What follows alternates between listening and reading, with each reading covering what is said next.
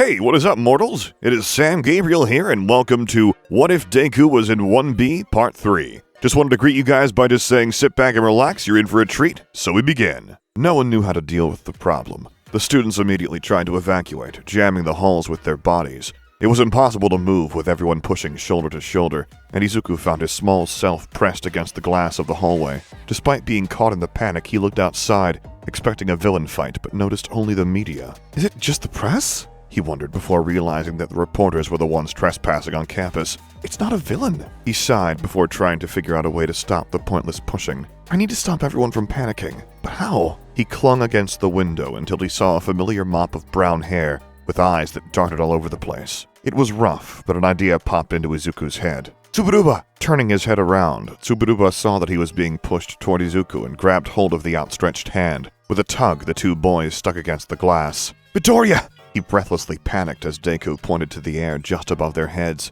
Can you make an L-shaped platform for me to jump onto? Tsuburuba was confused and still worried when Izuku patted his shoulder. The greenette pointed out the window, and Tsuburuba let out a sigh of relief, calming down as he caught up with the situation. Letting air fill his lungs, Tsuburuba solidified the requested shape as Izuku placed a foot against the bottom glass lining. Jumping up, he crouched on the solid platform before placing a hand on the upward side of the air wall, remembering how just a small tap was capable of blowing away Shiozaki's vines. Izuku activated One for All in his fingertips, and just like he planned, the pressure built. With the sound of the air wall shattering and a blast impact, Izuku ricocheted across the heads of scared students and caught their attention as he crashed onto the emergency exit board. Grabbing the sign with his uninjured hand, Izuku cupped his mouth with the other like a speaker, trying not to let his nerves shake him in the face of so many students. Izuku pushed down his fear with a sigh because he told himself that he had a job to do. Calm down! The students' panic ceased for a moment as they looked up at the yelling greenette. It's just the press! There is no villain! Act like the UA students you are and calm yourselves down! Students murmured, and the ones near the window looked out to confirm what Izuku had said. A wave of relief washed over as the pushing stopped, and the crowd started to walk normally again. Izuku sighed in relief as he sat at the sign, watching the students file out of the halls when a flying horn suddenly flew at the greenette. Looking down, Izuku saw that it was one of the international students in his class, Pony Tsunotori. Her quirk was called Horn Cannon, right. She's not very fluent in Japanese, if I remember right. Izuku grabbed onto the horn, and it lifted him off the sign with ease. Once on the ground, he thanked Pony for the help. That was good! You calmed everyone down! Complimented a guy with exposed teeth as he stood next to Pony. Juzo Honanuki was one of the recommendation students and just happens to also speak English. It resulted in the blonde girl to stick by his side, and they were always together. I'm just glad to relieve the chaotic situation. Izuku awkwardly chuckled as the three of them met up with Tsuburuba and headed back to class. When they arrived, more students praised Izuku and Vlad gave a nod of approval. His self-confidence rose a little as the class chattered about Izuku's heroics, and the greenette was about to deny the compliments when Tokage gave him a pat on the back. Just accept the compliments, Deku. We all decided you will make a good class president even if you're not too confident. I mean, you were stuttering when you calmed everyone down, but it still worked, right? Izuku nodded, blushing a little as Tokage kept going. You're too humble, come on! Where's that fighting spirit from before? The majority of the class agreed, and Izuku bowed at everyone, finally accepting his class rep role. The next day, as the students settled in the classroom, Vlad told them to quiet down. Okay, class. You'll be participating in a rescue exercise for your basic hero training. He clicked a remote, and the walls opened once again. Go suit up and board the bus outside. We're going to an off-campus location for the exercise. Where are we going? Tokage asked, and the teacher smiled. It's the Unforeseen Simulation Joint, or the USJ for short. I'll explain the rest when we're there. The students quickly dispersed to change, and because Shiozaki's second wave of vines had ripped Izuku's homemade hero suit, he was the only one in the UA sports kit. As they stood outside on the bus, Izuku peeked inside to see an open seating arrangement. Deciding to get everyone to line in a single file to avoid pushing, they were brought in quickly and sat wherever they wanted. While on the bus ride, the students' conversation topic turns to quirks as Awase asked the class, who's the most powerful? I gotta say, Ori Shiozaki and Kaibana, since they are all powerhouses, Monoma answered, and Tokage joined in. I'd say Deku too. You saw what he did with a single touch. Izuku admired the ceiling of the bus awkwardly as another student pointed something out. His quirk reminds me of All Might's, just more self-damaging. Like usual, Senkaibara wasn't the best at conversations, but Tokage smiled and took control. Well, we'll see how he is once he controls it first. If we're talking about people who will make it as popular pros out of those four, only Deku and Komori when she's in idle mode. It was Awase who spoke up as he pointed at Shiozaki and Kaibara. I mean, you two are kinda hard to approach. The two students just ignored him as the class agreed with a lighthearted chuckle. Popular, huh? Shoda pondered before adding his opinion. Tokage should be added to the list. She's friendly and her quirk is extremely useful. Oh, and Monoma is extremely smart, so he should be added too. The class nodded in agreement, and Awase chuckled. Although he does get a little intimidating like Shiozaki sometimes. The students chattered more about what makes a great future hero while picking on individual students once in a while. It caused lighthearted laughter as the class got to know each other better. Izuku smiled as he listened into the conversation before wondering if 1A was like this. Power was now more equaled through the students, which meant Bakugo wouldn't target anyone in particular. The heroes in training arrived at the large training facility, and Izuku pushed his thoughts down. The famous rescue hero, 13, greeted them, and she gave an introduction to the USJ. With a small speech about how the young students must use their quirks to save people rather than fight, she opened the doors, and the class marveled at the facility's different sections. 13 stood back with Vlad as she pointed 3 fingers up at him, and the homeroom teacher nodded. No one else understood apart from Izuku, who realized it meant All Might had used his hours for the day, but the class didn't mind as they walked along the yellow and red brick path. The facility was just massive as the class headed toward the stairs. An excited Tokage ran ahead to look around, and everyone stared in awe at the scene. A central plaza acted as the merging point for multiple paths leading to different rescue scenarios. They could see an area with damaged buildings, another with a landslide, one with a massive lake, and much more. Excitement raced through their veins as 13 explained that rescue was an essential part of being a hero. Except her words were interrupted as Tokage pointed at the central plaza, where a black mist started to materialize out of nowhere. The fountain water flickered as Tokage spoke her concern. 13, is that part of the simulation? Chills went up Vlad as he turned, and immediately ran to the edge of the stairs to check what Tokage had seen. The mist expanded, and a dry, pale hand was the first to reach out. It moved the black fog to reveal a piercing gaze through red eyes. "Protect the students!" Vlad yelled at the other hero, who immediately ran forward, joining the homeroom teacher to look at the ones who appeared. The students looked uneasily at each other, unsure of what was going on. Vlad clenched a gloved fist as he stared at the crowd pouring out from within the mist. "Children, get back! Those are real villains! I repeat, this is not a simulation!" Half the class backed away as the others stood frozen, looking down at the villains who had appeared in the plaza, and noticed how 3 of them stayed by the mist. "They're probably the leaders," Kaibara pointed out in monotone, as one of them looked directly at the teachers. "Where is he? We want All Might." The one with pale blue hair and hands completely covering his body looked around. "Maybe if I kill a few kids, he'll come out to play." The few students who stood by the edge looked at their teacher. Is the whole campus under attack? Or is this their only target? Either way, if the alarm system isn't being triggered, then one of these villains must have a quirk that's masking their presence here, Monoma analyzed as he read the situation. "Sir, there's a firing squad. You can't fight them on your own. Even if your stamina can keep up with the quantity, your style isn't long distance." Izuku was worried for his teacher as he added in his input. "You can't be a pro if you can't adapt, kid." Izuku held his breath as Vlad got into a sprinting position. "I'll leave the kids to you, 13. The rescue hero nodded, and before anyone could react, Vlad jumped and rushed down the stairs like a bullet with inhuman speed. "Shooting squad, take your aim!" A villain with guns for fingers yelled out, as another with silver hair questioningly looked at the homeroom teacher. "I thought only All Might and 13 was supposed to be here.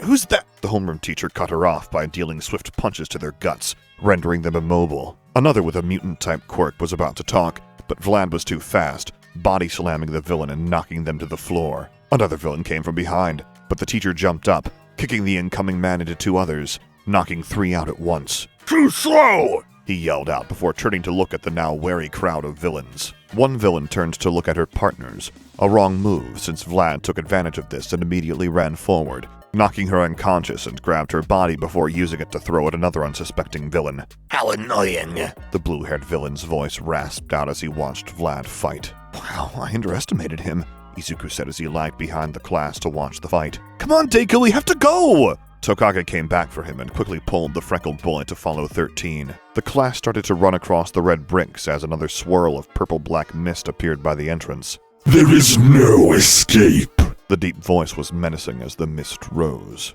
"Damn, I got so caught up and let the one who seemed most troublesome get away." Vlad punched another villain unconscious as the mist revealed 2 slanted eyes, bright yellow as it contrasted against the purple-black. We are the League of Villains. I know it's impolite, but we decided to invite ourselves into this haven of justice to say hello.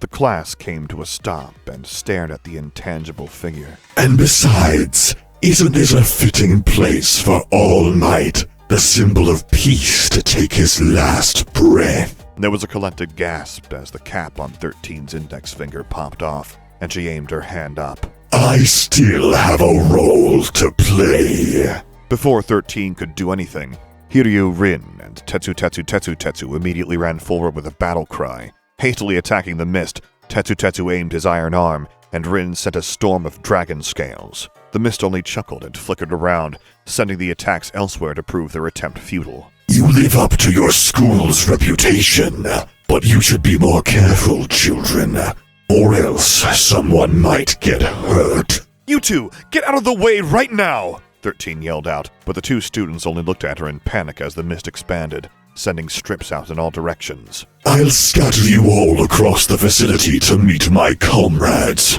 and your deaths. The mist engulfed the class, and the students desperately tried to fight. It's a trap! Tetsu yelled. Izuku covered his head as he fell through the mist, and when he opened his eyes, the greenette found himself falling through the air.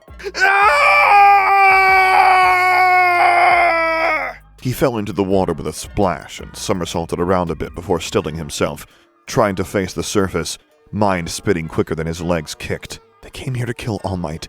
Guess it's a good thing that he's not in class right now, but where is he? His thoughts came to an abrupt end as a shark-faced villain came speeding towards Izuku at high speeds. Nothing personal, kid, but you gotta die. But before he could get any closer, a wall of vines made a column with Izuku in the middle, and the greenette immediately grabbed on. The vines then pulled him upwards, and Izuku threw up water as Shiozaki dropped him on deck. A second later, Awase was thrown on board too in a similar fashion. The two boys thanked Shiozaki, who just stood there casually twisting handfuls of water out of her tunic. She sighed as her attempt was barely doing anything before facing Izuku. I would rather not converse with you, but I would like your input on the situation. Awase sighed, seeing his existence ignored, and Izuku looked over the side of the ship.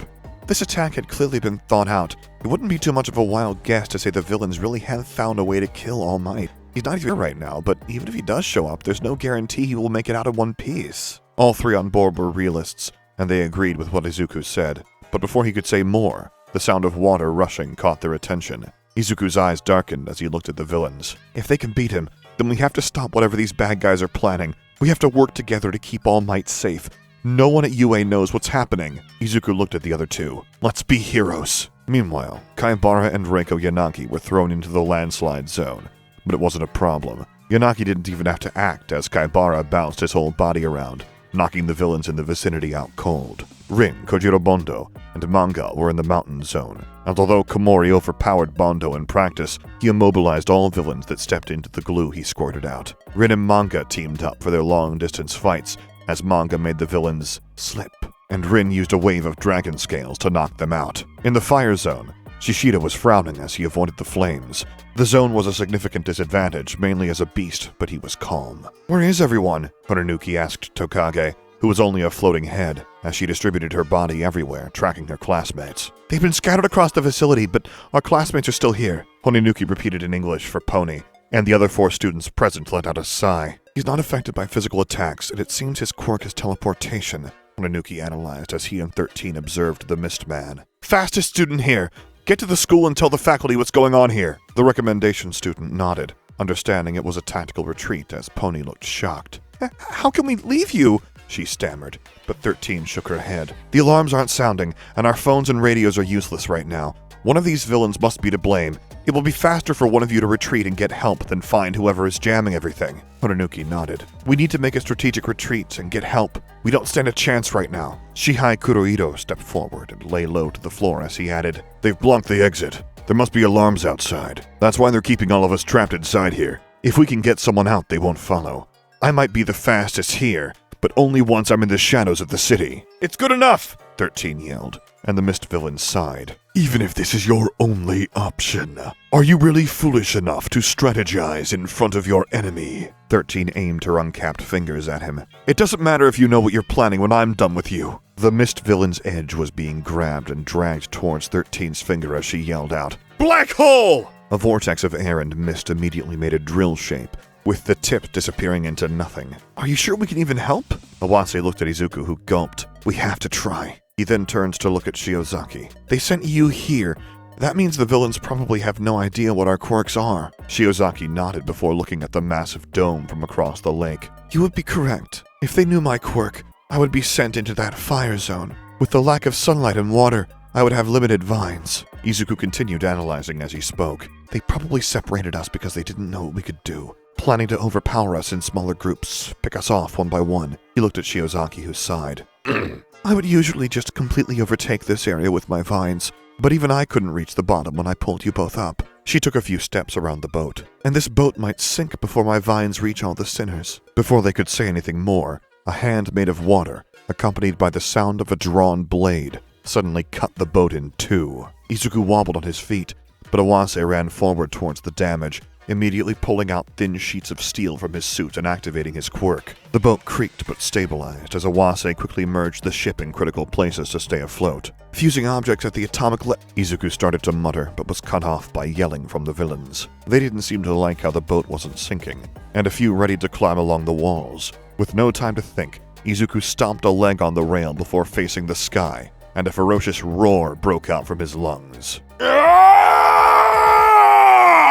The villains immediately retreated underneath the surface out of caution as Izuku got off, his mind racing. Come on, what Gachan do? He looked over at the other two, who nodded, and Shiozaki's vines extended over. Izuku held them to his shirt, and Awase immediately fused the separate vines. It formed a single string vine connecting Shiozaki to Izuku. Awase, fuse Shiozaki's vines stiff the second I say so. Hold on tight. We're vaulting over this lake, pole vaulting style. With no hesitation, he leapt off the side of the boat, falling toward the water with a yell. Now die! A villain laughed at his attempt, and they readied to fight. Stupid move, kid! Izuku's mind spun as he held his hand forward. I need more power than a tap because all the villains are scattered around the boat.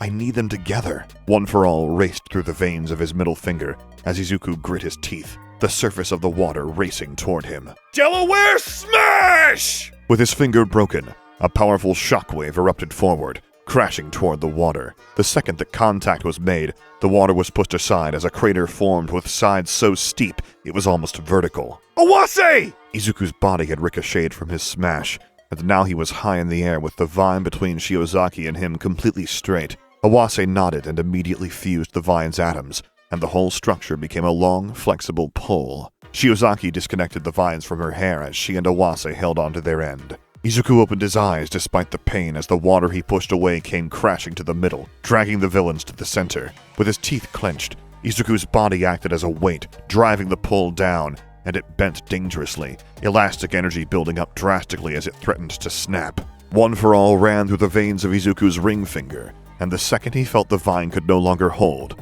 another small blast erupted from Izuku's hand. He aimed it at the villains who were now together in one spot as he yelled, Smash!